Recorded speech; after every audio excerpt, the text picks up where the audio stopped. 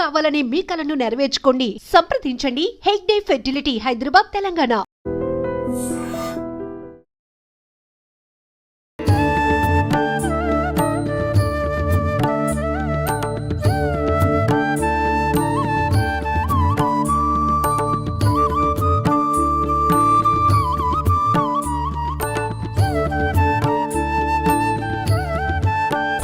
నమస్కారం, welcome to I dream. మన సంస్కృతి కార్యక్రమానికి స్వాగతం. నేను మీ విజిత.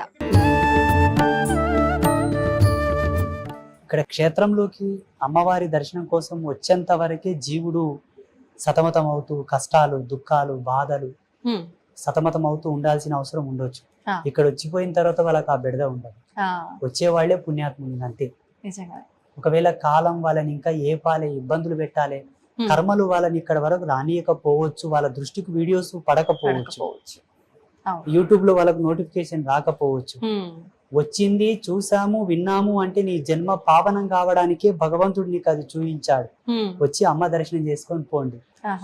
ఇక్కడ ఏ రిస్ట్రిక్షన్స్ ఉండవు, ఏ బలవంతం ఉండదు. అమ్మవారిని చక్కగా సేవించుకోవచ్చు, సేవాభావంతో కూడా మీ సేవని వెల్లడించవచ్చు. ఇక్కడ ఇది అఖండ జ్యోతి. ఇక్కడ ఒకటి ఉంటుంది, గర్భాలయంలో 9 ఉంటాయి. ఇది మహాకాళి స్వరూపం. దశ మహావిద్యలో మొదటి విద్య మహాకాళి. ఇక్కడ ఒక అఖండ జ్యోతి ఉంటుంది, గర్భాలయంలో 9 ఉంటాయి. ఇక్కడేమో విజయ చాముండేశ్వరి మాత క్షేత్రపాలిని. ప్రతి పుణ్యక్షేత్రంలో ఒక క్షేత్రపాలకుడు ఉంటాడు. అంటే ఎక్కడైనా మనకు క్షేత్రపాలకులు అనంటే గ్రామ దేవతలే ఉంటారా, లేదంటే వాహనాలు అలా ఉంటాయంటారు కదా, భగవంతుడికి సంబంధించిన వాహనాలు అలా ఏం కాదా? లేదు, గ్రామ దేవతలని కాదు.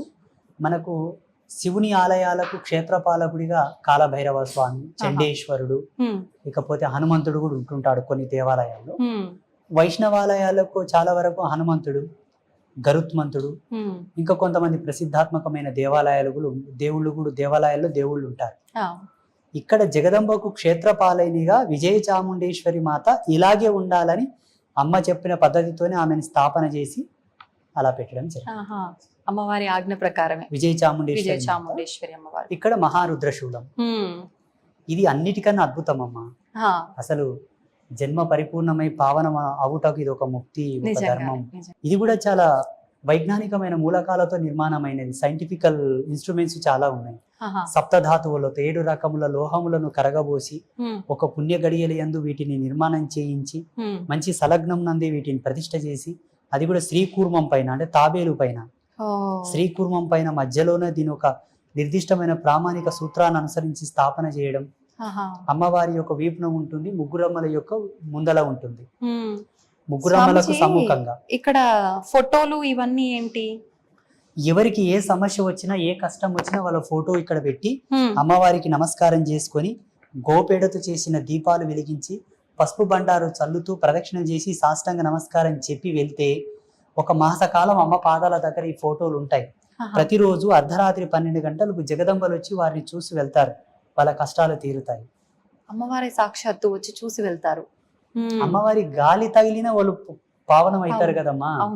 ఇక్కడ రోజు పవిత్రమైన అర్చనలు, హోమాలు జరుగుతూ ఉంటాయి. మాలాంటి యతులు, సాధువులు తిరిగే ప్రదేశం. ఇక్కడ గోసేవ చాలా విశేషంగా జరుగుతూ ఉంటుంది. వాళ్ళు ఎట్లా బాగారు చెప్పండి. ఒకవేళ వాళ్ళ జన్మలో పెద్ద పాపాలు, పెద్ద కర్మలు ఉంటే ఒక దినం లేట్ అవ్వచ్చేమో, కానీ ముక్తిని పొందట తథ్యం. అంటే వ్యక్తిగతంగా ఎవరికి వారికి ఇబ్బంది ఉన్న వాళ్ళ ఫోటోలైనా, బిజినెస్ పరంగా అలాంటివి ఏమన్నా ఉన్నా కూడా, ఆరోగ్య సమస్యలు, ఆర్థిక సమస్యలు, వీసా ప్రాసెసింగ్ లో ఏమైనా ఇబ్బంది ఉన్నా, కళ్యాణ సమస్యలు ఉన్నా, సంతాన సాఫల్యతకు సంబంధించింది ఉన్నా, కోర్టు కేసులున్నా, ఆస్తి తగాదాలున్నా, అన్ని మానవాళికి సంబంధించిన అన్ని సమస్యలకు పరిష్కారం.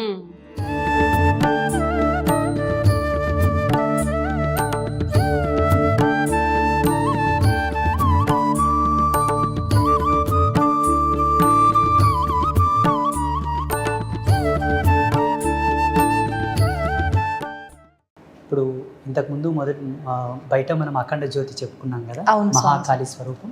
ఇక్కడ 9 అఖండ జ్యోతులు ఉంటాయి. అక్కడ ఒక అఖండ జ్యోతి, ఇక్కడ 9, మొత్తం 10 దశమహావిద్యలు లైవ్లో ఉంటారు. ఇక్కడ ఒక విగ్రహం రూపంలో లేకపోతే ఒక యంత్ర రూపంలో కాకుండా లైవ్లో వాళ్ళు వెలుగుతూ లోకానికి వెలుగునిస్తున్నారు ఇక్కడ నుంచి. అంటే ఒకే ప్రమిదలో మనం 9 దీపాలు వెలిగించాలా స్వామిజీ? ఒకవేళ ఆ ఒత్తి చిన్నగా దగ్గరికి అయిపోతూ ఉంటే పక్కన ఇంకొక ఒత్తి 3 ఒత్తులు కలిపి ఒక ఒత్తిగా చేసి పక్కన వెలిగించి ఈ ఒత్తిని లోపలికి వదిలేస్తూ ఉంటాం. ఇప్పుడు దీనికి సంబంధించిన విధానం అంతా మీరు చూసుకుంటుంటారా దగ్గరుండి, లేదంటే ఈ 2 జ్యోతులను చూసుకోవడానికి ఒక పూజారి ఉన్నాడు సపరేట్. ఓన్లీ జ్యోతులు చూసుకోవడానికి ఉదయం సాయంత్రం నూనె పోయడం, కోడి తీసి మళ్ళీ కొత్తగా వేయడం, చక్కగా అదంతా ప్రదేశం క్లీన్ చేయడం, నూనె అయిపోతే ముందస్తు జాగ్రత్త నూనె తెప్పించి పెట్టి స్టోర్ చేసుకోవడం అంతా వారే చూస్తూ ఉంటారు. వారికి నెల నెల వారికి సరిపడ జీతభత్యం ఇస్తూ ఉంటారు. ఇక్కడ జగత్ కళ్యాణకర్తలైనటువంటి ముగ్గురమ్మలు, ఈ బ్రహ్మాండానికి మూలం ఈ ముగ్గురే తల్లి. స్వామీజీ, నాదొక డౌటు. ఇప్పుడు అమ్మవారి శరీర భాగం అంతా ఒకలాగా, తలలు మాత్రం ముఖాలు 3 ఉన్నాయి. నేను ఎప్పుడు చూడలేదు ఇలా. ఎందుకని ఇలా? మధ్యలో ఉన్నమ్మ మహాకాళి, నల్ల ముఖంతో. అవునండి. ఇక్కడ పసుపు వర్ణంతో ఉన్నమ్మ వారు లక్ష్మి, ఎరుపు వర్ణంతో ఉన్నమ్మ వారు సరస్వతి. ఆ జగదంబలు ముగ్గురుగా ఉండి ఒకే బాడీతో ఉంటారు. వాళ్ళకు స్తనములు కూడా 2 ఉంటాయి. ఒక స్త్రీమూర్తికి 2 స్తనములు ఎలాగో వాళ్ళకి 2 స్తనములు ఉంటాయి. 2 స్తనములు ఏకనాభితో, అంటే ఒకే బొడ్డు 2 స్తనములతో ఉన్న తల్లులు ఈ ముగ్గురు ఒకే శరీరంలో ఉండుట. ఇది ఫస్ట్ పుణ్యక్షేత్రం. అవును, ప్రపంచవ్యాప్తంగా ఇదే మొదటి పుణ్యక్షేత్రం. ఇది ఇప్పుడు మీకు ఇది కూడా అమ్మవారి ఆజ్ఞ ప్రకారమేనా? ఇలా నేను సంవత్సరం పాటు తపస్సులో కూర్చున్నాను ధ్యానంలో. అసలు ఋషి పరంపర ఎలా ఉంటుందమ్మా? ఋషి ఒక వ్యక్తి చెక్కిన శిలలకు పూజలు చేయడు. ఋషి జటాజూటముతో ఉండే ఋషి. ఆయన స్వయంగా తపస్సుతో దర్శించి తాను నిర్మాణ శైలితో పూజలు చేస్తాడు, తపస్సు చేస్తాడు. అట్లా పరశురాముడు, జమదగ్ని, వశిష్ఠుడు స్థాపించిన లింగాలు చాలా ఉన్నాయి ప్రపంచంలో. అలా జగదంబను నా జ్ఞానాత్మకంగా, భావాత్మకంగా నేను ధ్యానంలో దర్శించాను.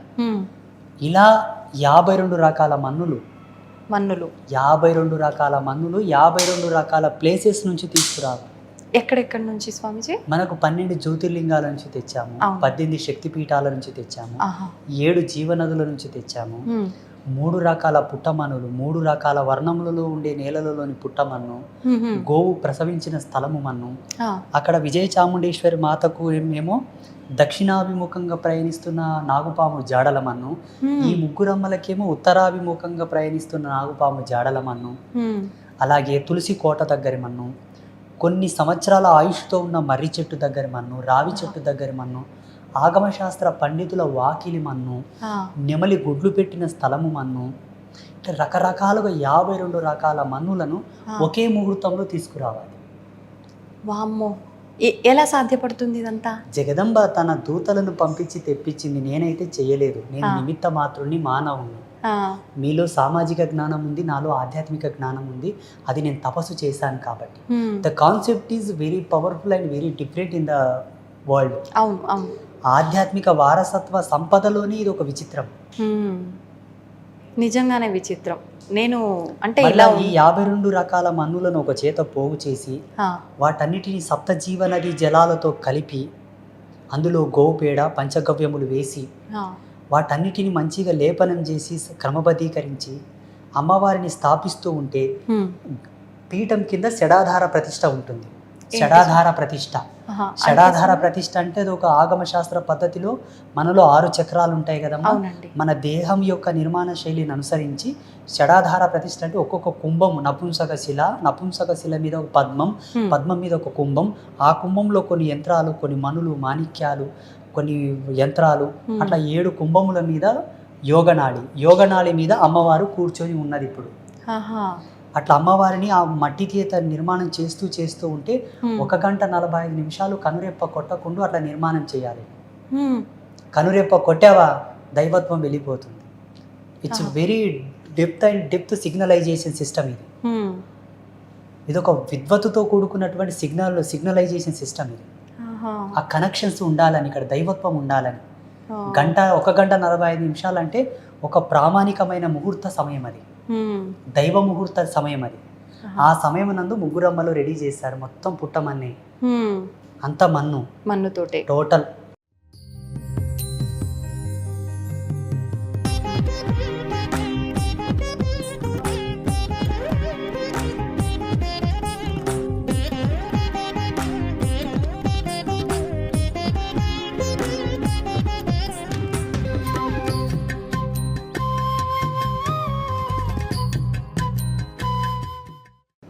3 రకాల పుట్టమన్ను, నల్లరేగడిలో నుంచి నల్ల పుట్టమన్ను, ఆహా. తెల్ల నేలల నుంచి తెల్ల పుట్టమన్ను, ఎర్రటి నేలల నుంచి ఎర్ర పుట్టమన్ను అన్నీ తెచ్చి ఇక్కడ అమ్మవార్లను స్థాపన చేసిన తర్వాత అమ్మవారు ఒక దివ్యమైన వాణి వినిపించింది. ఏంటి? శుద్ధ స్ఫటిక శ్రీచక్రము 5 కిలోల శ్రీచక్రము కాశీ మహానగరం నుంచి తీసుకురండి అని చెప్పింది. ఈ శ్రీచక్రం అదే. ఈ శ్రీచక్రం, ఈ శివలింగం కూడా అక్కడి నుంచే తీసుకొచ్చాము. ఈ సాలగ్రామాలు కూడా అక్కడి నుంచే తీసుకొచ్చాము, కాశీనగరం నుంచి. గురుగారు, ఇప్పుడు ఇవి 4 రకాలుగా ఉన్నాయి కదా, ఏది అనుకోవాలి? స్ఫటిక, సాలగ్రామం. ఇవి 4 వర్ణాలతో ఉండడానికి కూడా అమ్మవారి యొక్క పారదర్శకమైన సూత్రం ఉన్నది. అందులో చతుర్వేద స్వరూపకంగా 4 వర్ణాలతో ఉన్నాయి. 4 వేదాలకు 4 సాలగ్రామాలు తీసుకొచ్చాము. ఇంకపోతే ఈ జగదంబలు ముగ్గురు అమ్మవాళ్ళు, మహాకాళి, మహాలక్ష్మి, మహాసరస్వతి అమ్మవార్ల మీద పాము పడగలు ఉంటాయి. మనకు చూడండి, ఒక దేవత మీద పాము పడగ ఉందంటే అది కుండలిని స్వరూపం. అవ్యాజమైన, అచింత్యమైనటువంటి, సహజ సిద్ధమైన, ప్రాకృతిక కళలతో విరాజిల్లేటటువంటి ధర్మానికి, కుండలినికి ప్రతీక సర్పం అది. కానీ మన సనాతన ధర్మంలో సరస్వతి మాతకు సర్పం ఉన్నట్లు ఎక్కడా లేదు. ఎందుకంటే ఆమెనే ఒక విఘ్న దేవత, ఒక విజ్ఞాన దేవత, ఆమెనే ఒక కుండలిని ప్రమోదం, ఆమెనే ఒక దార్శనికత. కానీ ఇక్కడ జగన్మాత సర్పాన్ని తన పైన ఉంచమని చెప్పింది, మేము ఉంచాము. ఇంకొక మిస్టరీ ఏంటంటే సరస్వతి మాత ఎప్పుడే గాని శుక్లవర్ణంతో ఉంటుంది, తెల్లగా ఉంటుంది. ఇక్కడ ఎర్రగా ఉంది అమ్మవారు. ఎందుకనండి? ఆమె కోరింది. ఆమె కోరడం వల్ల ఆ వర్ణం ఆమెకి ఇచ్చారు, అమ్మవారి కోరిక మేరకే. ఇవి మత్స్య కుండలములు. మత్స్యం అంటే చేప. చేప పరిపూర్ణమైన విద్వత్తుకు, విజ్ఞానానికి, పూర్ణ సంపదకు, ఎదుగుదలకు జగదంబ యొక్క అలంకార భూషణములుగా ఉండటమే కాక వచ్చే భక్తులు ఈ మత్స్యముల దర్శనం చేసుకుంటే కూడా వాళ్ళకి ఆ సంపద, జ్ఞానము, ఆ పుణ్యం, పురుషార్థం సిద్ధిస్తాయని ముగ్గురు అమ్మలు కాబట్టి 6 మత్స్య కుండలములు పెట్టారు. మరి ఆ మంగళసూత్రాలు 6. ఈ మంగళసూత్రములు కూడా ఒక్కొక్క తల్లికి 2 చొప్పున 6 మంగళసూత్రములు, ముగ్గురు అమ్మలకు 3 రొంట్ల 6 మంగళసూత్రములు. హైదరాబాద్ మహానగర వాస్తవ్యులైనటువంటి భారతి మేడం గారు ఆ మంగళసూత్రాలు చేయించారు. గురుగారు, ఇవన్నీ బంగారు ఆభరణాలు కదా, అంటే ఎప్పుడు ఇలానే ఉంటుంటాయా ప్రతి నిత్యము? మరి ఇప్పుడు మనకు దారిన నడుచుకుంటూ పోయే వాళ్ళకే భద్రత లేదు, ఇంట్లో లాకర్లలో పెట్టిన భద్రత లేదు, అమ్మవారి ఆలయాల పైన కూడా దోపిడీలు జరిగాయి. మరి అమ్మవారి నగల విషయంలో ఇది ఒక అద్భుతము, మా అదృష్టము. వాస్తవం చెప్పాలంటే 2011వ సంవత్సరం నుంచి ఇప్పటి వరకు గర్భాలయానికి తాళం వేయలేదు. వేయకూడదని చెప్పింది ఆమె. వేయకూడదు అని చెప్పింది, మేమైతే తాళం వేయలేదు. వాస్తవంగా ఈ ఆభూషణములన్నీ కూడా సువర్ణముతో చేయించినవే. మేలిమి జాతి బంగారాన్ని సువర్ణం అంటారు. సువర్ణము అంటే కల్తీ లేకుండా 24 క్యారెట్ గోల్డ్ తో చేయించినవే. ఎవరైనా భక్తులు వచ్చి, గురూజీ మేము ఏమైనా సేవ చేసుకుంటామంటే ఈ పలానా ఆభూషణం తెచ్చి నాన్న అంటే తెచ్చిచ్చారు, మేము అమ్మకు తొడిగాము. అన్ని దాతలు ఇచ్చినవే. ఆభరణం తొడిగేటప్పుడు వాళ్ళ గోత్రనామాలు స్మరిస్తాం. ఓకే గురుగారు, అక్కడ ఉన్నవారెవరు? అమ్మవారి యొక్క ఉత్సవమూర్తి.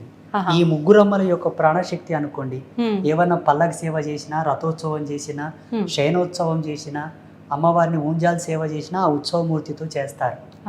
అట్లా. ఓకే గురుగారు, నాకు ఒక డౌట్. ఇప్పుడు అమ్మవారు అనగానే ఇప్పుడు ఏ అమ్మవారి పేరుతో అయితే ఉన్నారో ఆమెకు సంబంధించిన సేవలు, ఉత్సవాలు, ఊరేగింపులు, పూజలు ఏమున్నాయో అవి చేస్తారు. మరి ఇక్కడ చూస్తే అంటే శరీరం అంతా ఒకటైనా ముగ్గురు రూపాలు కనిపిస్తున్నారు కదా, ఎటువంటి పూజలు జరుగుతుంటాయి? ప్రత్యేకమైన పూజలు ఏమైనా జరుగుతుంటాయా? ముగ్గురమ్మల సంయుక్తమైనటువంటి సాధన ఒకటి ఉంటుంది. ఆ ముగ్గురమ్మలు ఎక్కడ కలుస్తారో ఆ మంత్ర రాజ్యం చేత అమ్మవారికి పూజలు చేస్తూ ఉంటారు. అది చండీ నవారణ మంత్రం అంటారు. ఆ నవారణ మంత్రంలోని ముగ్గురు ఉంటారు. అలాగే జగదంబ యొక్క అనుష్ఠాన విధి ఒకటి ఉంటుంది. అదే అనుష్ఠాన విధితో ఇక్కడ అర్చనలు, హోమాదులు జరుగుతూ ఉంటాయి. ఆలయంలో గర్భగుడిలోకి వచ్చినాక ప్రత్యేకించి ఎటు చూసినా కూడా అద్దాలు, అంటే మొత్తం ఒక 6 అద్దాలు అయితే కనిపిస్తున్నాయి. ఎందుకని ఇలా పెట్టారు? అంటే ఈ అద్దాలంటే కేవలము మన శాస్త్రీయమైనటువంటి ధర్మాన్ని అనుసరించి పెట్టడం జరిగింది. ఇక్కడ అమ్మవారికి అభిషేకం చేస్తారు ఉత్సవమూర్తికి. ఇక్కడ ఇది అభిషేక ప్రదేశము కాన అమ్మవారిని అద్దంలో చూపిస్తూ అభిషేకం చేస్తాము. తన బింబాకృతిని తానే చూస్తూ తను స్నానం ఆచరిస్తున్నట్టుగా, తనను తాను చూస్తూ తనకి యొక్క ఉపచారములను, కైంకర్యములను స్వీకరిస్తున్నట్టుగా. ఇప్పుడు చూడండి, మనం ఎన్నో బింబాలుగా కనిపిస్తున్నాం. అవునండి, అలా పోతనే ఉంది మన బింబాకృతి. అట్లా ఉభయ ధర్మాలను ఆమెకు వ్యక్తీకరిస్తూ ఉపచారము చేస్తున్నట్టుగా ఇక్కడ పెట్టి ఇది అభిషేక ప్రదేశము, అక్కడనేమో అమ్మవారికి అలంకార ప్రదేశము, ఆ వెనకాలనేమో అమ్మవారికి కొన్ని మంత్రాంగ తంత్రాంగ విజ్ఞాన స్తోత్రాలు వినిపించే ప్రదేశము, ఇక్కడనేమో అమ్మవారికి శయన ప్రదేశం. ఒక్కొక్క ప్రదేశంలో ఒక్కొక్క ఉత్సవం ఒక్కొక్క తంతు జరుగుతుంటది కాబట్టి అట్లా ఇక్కడ అద్దం అక్కడ అద్దం అక్కడ అద్దం అక్కడ అద్దం ఇక్కడ అద్దం పెట్టాను జరిగింది. అద్భుతం అండి, నిజంగా చాలా చక్కగా ఉంది అమ్మవారు కలగా. లక్ష్మీదేవి అంత కలగా ఉందని చెప్పాలనిపిస్తోంది. నిజంగా చాలా చక్కగా అమ్మవారు, నిజంగా వింత. ఇదొక ఈ శంఖ కలశం కూడా ఒక అద్భుతం అమ్మ. ఈ శంఖ కలశం ఉంది కదా, ఈ కలశం అనేది ఇప్పుడు మనకు దేవాలయాల్లో కొబ్బరికాయ పెడతారు, కలశాల మీద కొబ్బరికాయ పెట్టుంటారు. ఇక్కడ దక్షిణావృత శంఖ కలశం ఉంటుంది, బయటనేమో క్షేత్రపాలిని దగ్గర వామావృత శంఖ కలశం ఉంటుంది. ఈ దక్షిణావృత శంఖం సాక్షాత్తు లక్ష్మీ స్వరూపం. అందుకే గర్భాలయంలో రోజు ఆ నీళ్లు పారబోసి నూతన జలము నింపి అందులో పవిత్ర ద్రవ్యం వేసి చూడడానికి ఒక అబ్బాయి సపరేట్ పూజారి ఉంటారు దానికోసం. బయట కలశంకి ఒక అబ్బాయి సపరేట్ ఉన్నారు. అమ్మవారికి అలంకరణ అది చేయడానికి ఒక ఆచార్యులు ఉన్నారు. అర్చనకు హోమానికి ఒకరు ఉన్నారు. ప్రతిదానికి ఒకరొకరు ఉన్నారు. నేను ఇక్కడ ఉన్నా లేకున్నా వాళ్ళు చూస్తారు. గురుగారు, ఆలయ పై నిర్మాణం కూడా మనకు ఒక గోపురం చూసిన మాదిరిగా ఉంది. ఎందుకని ఇలా డిజైన్ చేశారు? పైన శ్రీచక్రము. మళ్ళీ ఆలయం యొక్క ధర్మాన్ని అనుసరించి ప్రతి దేవాలయంలో కూడా పిరమిడ్ టైప్ ఆఫ్ స్టెప్స్ ఉంటాయి. అవును. దేవాలయంలో ఉచ్చరించే మంత్రాల యొక్క చాంటింగ్, ఆ వైబ్రేషన్స్ కూడా ఒక విధమైన పారదర్శక సూత్రాన్ని అవలంబింపజేసుకొని ఆలయం అంతా ప్రసరించడానికి ఒక డ్రోమ్ పైన ఒక శ్రీచక్రాన్ని అమర్చారు. అవునండి. ఆ శ్రీచక్రం ఏంటంటే కింద ఇక్కడ మనకి ఇక్కడ కనబడుతుంది, నేలలో లైటింగ్ ఫోకస్ తక్కువ ఉంది కాబట్టి తక్కువ కనిపిస్తోంది. ఇక్కడ కూర్చొని అమ్మవారికి గవ్వల పూజ చేస్తారు ఈ శ్రీచక్రం పైన. అది పైనుంచి రిఫ్లెక్ట్ కావడానికి, ప్రతిబింబం పడడానికి పైన అమర్చారు. ఇక్కడ గవ్వల పూజ చేస్తారు. ఇప్పుడు ఇది కూడా అమ్మవారి ఆజ్ఞనా, మీరు అనిపించి ఇలా నిర్మించారా? నా మతిలోకి ఒక ఆలోచన వస్తుంది అంటే ఆ తల్లి యొక్క సిగ్నలే. ఆమెనే తెప్పిస్తుంది, ఒరే మూర్ఖుడా ఇది చేయరా అని నాకు చెప్తుంది, చేస్తాను.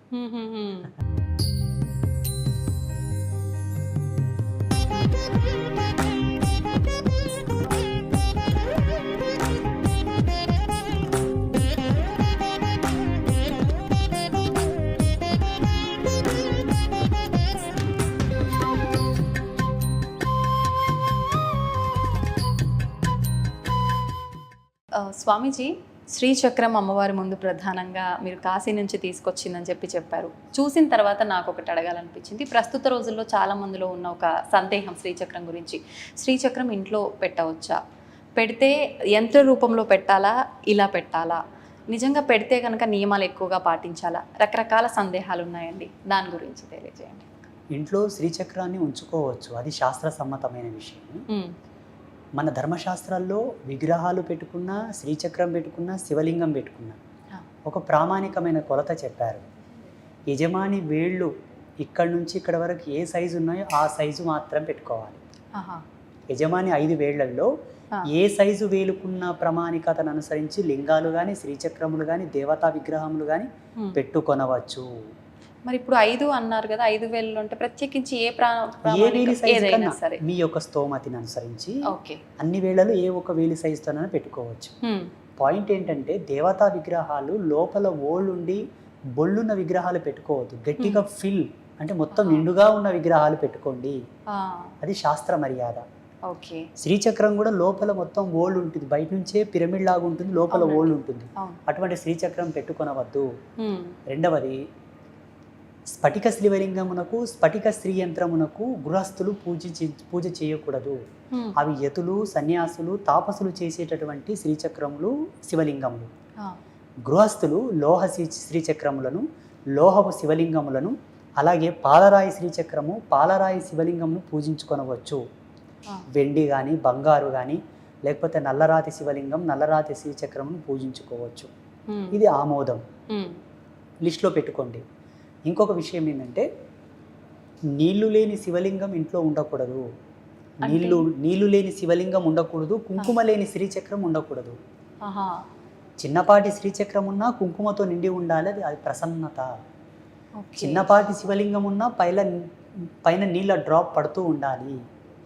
ఒకవేళ నీళ్ళ డ్రాప్ పడేటటువంటి యోగ్యత లేకపోయినా బిల్వదళమన్నా అక్కడ ఉంచాలి. బిల్వదళం ఉంచడానికి యోగ్యత లేకపోయినా అంత భస్మం అన్న శివలింగం మీద ఉంచాలి. భస్మం గోపేడతో చేసిన గోపేడతో చేసిన బూడిదన ఉంచాలి. మంచి సుగంధభరితమైనటువంటి ప్యూర్ భస్మాన్న ఉంచాలి. అది భస్మం లేక నీళ్లు లేక శివలింగం ఉండకూడదు, కుంకుమ లేక పసుపు లేక శ్రీచక్రం ఉండకూడదు. శ్రీచక్రం వేయొచ్చు, శ్రీచక్రం మీద పసుపు కూడా వేయొచ్చు. అందరూ పూజించుకొనవచ్చు, అందరూ పుణ్యభాజనులై విరాజిల్లవచ్చు. శాస్త్రం ఎక్కడ కూడా ఎవరికి ఏ ఆంక్షలు పెట్టలేదు. ఈ మిడిమిడి జ్ఞానంతో కూడుకున్న పండితులు, ఈ పండిత శిఖామణులందరూ కూడా జనాలను భయభ్రాంతులకు గురి చేసి ఆధ్యాత్మిక వారసత్వం నుంచి దూరం చేయడానికి చేసినటువంటిది ఇదంతా. అలాగే రాగిరేకు శ్రీచక్రం కూడా పటము ఉంచుకొనవచ్చు. బీజ మంత్రాలు లేని శ్రీచక్రం ఉంచుకోవలే. అందులో మంత్రయుక్తమైన శ్రీచక్రములు ఇళ్లలో ఉంచుకోవద్దు. ఎందుకంటే అంతటి శుచిశుభ్రతలతో మడి పద్ధతితో మీరు ఉండరు కాబట్టి. అందుకు సంపుటీకరణతో కూడుకున్న నవావరణ పూజ, సంపుటీకరణతో కూడుకున్నటువంటి పూర్ణ పూజ శ్రీచక్రమునకు మీరు చేయరు కాబట్టి అనుష్ఠాన విధిని అనుసరించి నార్మల్ శ్రీచక్రములు దొరుకుతాయి. అవి తెచ్చి యోగ్యులైన గురువులు అనగా శ్రీ విద్య సాధనలో ఉత్తీర్ణులైనటువంటి గురువుల చేతకు తీసుకెళ్ళి వాళ్ళ చేతికిచ్చి వాళ్ళు సంకల్పం చేసి ఇచ్చిన శ్రీచక్రములు తెచ్చి పూజలో ఉంచుకొనవచ్చు. మీరు స్వతంత్రంగా మార్కెట్లో దొరికిన శ్రీచక్రములు తెచ్చి పెట్టుకోకూడదు. ఇప్పుడు శ్రీచక్రం అనగానే ప్రతినిత్యము కుంకుమార్చన చేస్తూ ఉండాలా? ప్రత్యేకించి ఎటువంటి విధానం ఉంటుందంట? ఏం పర్వాలేదు. పౌర్ణానికో అమావాస్యకో నీళ్లతో పాలతో గంధముతో పసుపుతో కడగండి. చక్కగా మీకు వచ్చిన అష్టోత్తరాలతో శ్రీ సూక్తంతో ఖడ్గనామావళితో లలితా సహస్రనామంతో కుంకుమార్చన చేసుకోండి. ఒక కాన్సెప్ట్ పెట్టుకోండి, అమ్మా నాకు ఉద్యోగరీత్యా వీలు పడదు, వ్యాపార రీత్యా వీలు పడదు, నెలలో 2 సార్లు నిన్ను పూజించుకోగలను, అర్చించుకోగలను. అమ్మా నేను గృహస్థురాలను అనగా నేను హౌస్ వైఫ్, నాకు ఏ బాధ్యత లేవు, నా భర్త సంపాదిస్తున్నాను, ఇంటి పాటనే ఉన్నాను కాబట్టి మంగళవారం శుక్రవారం నేను పూజించుకోగలను. లేదు అమ్మా ఇంకా నేను ఫ్రీగా ఉన్నాను, రోజు పూజించుకోగలను. మన యోగ్యత. అమ్మ ఏం చేయదు తే అని అడగదు.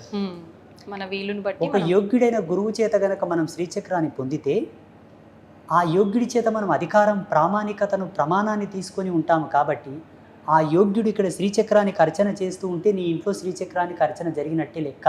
నువ్వు చేయకపోయినా ఆ శ్రీచక్రంలో ఎనర్జీ యాక్టివేట్ అవుతూ ఉంటుంది. నీకు ఆ భయం అక్కర్లేదు.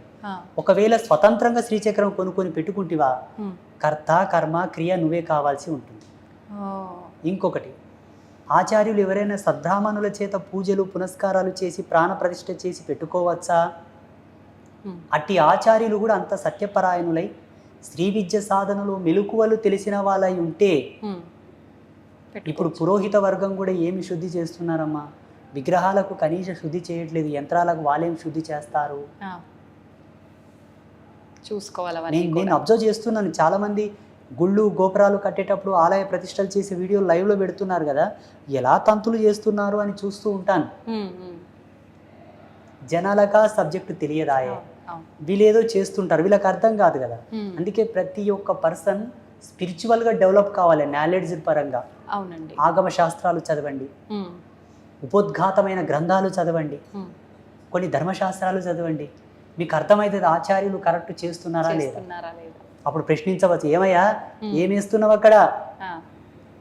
ఒక చిన్న ట్రిక్ చెప్పాను, మీకు సమయం ఉంది కదా. దేవతా విగ్రహ ప్రతిష్ఠ చేసేటప్పుడు మీరు ఇంతకుముందు ఒక వీడియోలో అడిగారు, వాస్తవంగా దేవుని తంతే కూడా ఏం చేయడం స్వామి, దేవిని కుదిపేసి తీసేస్తే కూడా ఏం చేయడం స్వామి అంటే, వాస్తవంగా నెగిటివ్ కాన్సెప్ట్తో గనక దేవిని తాకాలనిపోతే ఆటోమేటిక్గా విగ్రహమూర్తిలో కరెంట్ జనరేట్ అయ్యి షాక్ కొట్టేది. సద్భావనతో, పరిమళత్వంతో, ప్రేమతో, భక్తితో వెళ్తే ఆ విగ్రహంలో ఎనర్జీస్ డౌన్ అయిపోయి మనల్ని ఏం చేసేవి కావు. అలా టెక్నికల్గా స్థాపన చేసేవాళ్ళు దేవతా విగ్రహాలు. అంతటి పవర్ రావాలంటే దేవతా విగ్రహం కింద ప్యూర్ నవరత్నాలు, ప్యూర్ సప్తధాతువులు, పరిపూర్ణమైన హస్తముల చేత లిఖింపబడినటువంటి యంత్రరాజ్యము, ఒక్కొక్క యంత్రమునకు 1,000,000 జపాలు ధారబోయాలి, పవిత్రమైన వనస్పతులు, ఇలా నిక్షిప్తం చేయబడినదే దేవత ప్రతిష్ట. బయట విగ్రహాలు ఎట్లా స్థాపన చేస్తున్నారు ఆచార్యులు? 1,00,00,000 రూపాయలు పెట్టి గుడి కడతారు, ప్లాస్టిక్ నవరత్నాలు తెచ్చేస్తారు. అక్కడ ప్లాస్టిక్ పంచలోహాలు వేయకుండా ఏం చేస్తారంటే స్టెయిన్లెస్ స్టీల్ కాయిన్స్ పోస్తారు, కుంభాలు కుంభాలు గుమరిస్తారు. సత్య సనాతన ధర్మం చెప్పింది ఏంటంటే పూజలో ప్లాస్టిక్ వాడకూడదు, రబ్బర్ వాడకూడదు, స్టెయిన్లెస్ స్టీల్ సామాన్లు వాడకూడదు, ఐరన్ మెటల్ వాడకూడదు, ఇక్కడ రాతి వెండి పాత్రలు కూడా వాడకూడదు. దేవతల యొక్క పాత పద్మముల చెంత దేవత మందిరం నందు దేవత యొక్క స్థానంలో దేవత యొక్క ఆభూషణంలో 3 లోహాలు చెప్పారు, బంగారు, వెండి, రాగి. అక్కడ ఆచమన పాత్రలు, జల పాత్రలు, హారతి పళ్ళెము, హారతి స్పూన్, కంచువి వాడవచ్చు, శ్రేష్టమైన కంచు ధాతువుతో చేసినవి. ఇవి ఆమోదం. ఇవి ఇంట్లో కూడా ఇవే వర్తిస్తాయి. ఇంట్లో కూడా పూజా మందిరంలో ఇవే ఉండాలి, ఇవి మినహా వేరే ఉండకూడదు. మీరు మీ పిచ్చి పిచ్చినంత తెచ్చి పూజలు చేస్తామంటే మీరు మొదట అడిగినట్టనే దేవతలు రిఫ్లెక్ట్ అవ్వరు. నువ్వు నెత్తి బాదుకొని కొయ్యో ముర్రో అన్న దేవతలు పలకరు. స్వామీజీ, ఇప్పుడు మీరు చెప్పినట్టు ఇక్కడ మీరు చెప్పిన లోహాలకు సంబంధించినవి మాత్రమే ఉన్నాయి, ఎక్కడ ప్లాస్టిక్ కానీ స్టీల్ కానీ కనిపించట్లేదు. ఒకటి మాత్రం నాకు కొంచెం ప్రత్యేకంగా కనిపిస్తుంది అలంకరణతో, అదేంటో తెలుసుకోవాలని. ఇది మారేడుకాయ యొక్క గుజ్జుతో అలంకారంగా చేసింది. హైటెక్ సిటీలో ఉంటారు మా తల్లి, చాలా భక్తి పరాయణురాలు, చాలా చాలా ఆ తల్లికి జన్మనిచ్చినటువంటి తల్లిదండ్రులకు ధన్యవాదాలు. ఎంత భక్తి అంటే అంత భక్తి. వారు మన పీఠానికి ఎకరా భూమి దానం చేశారు. హైటెక్ సిటీలో ఉంటారు, వారి పేరు చెప్పొచ్చో లేదు, ఏమనుకుంటారో ఏమో పాపం. అమ్మగారు నిన్న కార్తీక పౌర్ణమి శుభ సందర్భంగా దీన్ని తెచ్చిచ్చారు. ఈ మారేడుకాయ భరణి లోపల కుంకుమతో అర్చన చేస్తే 1 కోటి రెట్ల పుణ్యం, రిజల్ట్ కూడా తొందరగా వస్తుంది. కాబట్టి ఆ పుణ్యాత్మురాలు తెచ్చిచ్చిన ఆమె చల్లగా వండుకోకు జగదంబ యొక్క దీవెనలతో. ఇది మారేడుకాయతో చేసిన భరణి, ఇలా మీ ఇళ్లలో కూడా ఉంచుకోవచ్చు. జగదంబ పాదాల దగ్గర ఇటువంటి కుంకుమ భరణి ఉంచినా మీకు సంపద్వృద్ధి, ఇష్టసిద్ధి. అంటే మామూలుగా నేను విన్నాను గురుగారు, మారేడుకాయ లోపల కొంచెం పైన తీసి లోపల గుజ్జు తీసేసి ఎండిన తర్వాత విభూది పోసి పెట్టుకొని ధారణ చేస్తే బాగుంటుంది అని చెప్పి. ఇప్పుడు ఇది మనం అభిషేకానికే కాకుండా మనం అలా స్టోర్ చేసుకొని మనం ధారణ చేసిన బాగుంటుంది. ఎటువంటి ఫలితం ఉంటుంది దానివల్ల? దీని లోపల భస్మాన్ని ఉంచి శివారాధన చేయవచ్చు, చందనము ఉంచి విష్ణు ఆరాధన చేయవచ్చు, కుంకుమ పసుపు ఉంచి జగదంబ ఆరాధన చేయవచ్చు, అక్షింతలు ఉంచి సూర్యనారాయణ మూర్తి ఆరాధన చేయవచ్చు. ఏ దేవత తాలూకు సంబంధించిన ప్రీతిపాత్రమైన ద్రవ్యం నుంచి వాళ్ళని పూజించవచ్చు. ఇందులో పడ్డ తర్వాత దీనిలో ఉన్న సహజత్వం గుణము ప్రబలమవుతుంది, హెచ్చవుతుంది, ఎక్కువగా అవుతుంది, ఎనర్జీ ఇంకా ఎక్కువ డెవలప్ అవుతుంది, పుణ్యం పురుషార్థం తొందరగా వస్తాయి. మనం అనుకున్నంత తొందరగా రిజల్ట్ వస్తుంది. కాబట్టి దీన్ని అలా వాడవచ్చు. అయితే స్వామీజీ, ఇప్పుడు ఇంట్లో శ్రీచక్రం పెట్టుకున్నప్పుడు అలా కుంకుమ ఎప్పుడు ఉండాలి అని అన్నారు కదా, ఎవరైనా వచ్చినప్పుడు చాలా మంది మనం పూజా ద్రవ్యాలకు సంబంధించింది మన పూజ రూమ్లో అవి తీసుకొచ్చి ఇవ్వాలి అని అంటే కొంచెం ఆలోచిస్తారు. అంటే ఎక్కడ మా పుణ్యం వాళ్ళకి వెళ్ళిపోతుంది అనుకుంటారో ఏంటో తెలియదు, కానీ అలా అంటే అమ్మవారి దగ్గర నుంచి తీసుకొచ్చిన కుంకుమ వాళ్ళకి మనం ధారణ చేయొచ్చు. శాస్త్రంలో కొన్ని నియమాలు చెప్పారు. అష్టమి, అమావాస్య, సూర్యగ్రహణ, చంద్రగ్రహణ సమయమునందు పూజా మందిరం నుంచి ఏవి కూడా తీసి వేరే వాళ్ళకి ఇవ్వకూడదు. మిగతా సమయంలో ఏమీ కాదు. లేనిపోయిన ఆంక్షలు పెట్టుకోకండి. నీ ఇంటికి ఒక ఎత్తి వచ్చిందంటే శివస్వరూపం, ఆయనలో చెడ్డ ఉద్దేశం ఉండుగాక, నీవు ధర్మంతో నీ పతి నీ ఇంట్లోనే ఉంటుంది, అనుమానం వలదు, శంకించవలదు. నీ ఇంటికి ఒక ముత్తైదు వచ్చిందంటే సాక్షాత్తు జగదంబయ్యే. మళ్ళీ లేనిపోయిన ఆంక్షలు ఏంటి? అవన్నీ లేనిపోయిన అనుమానాలు అంటుంది.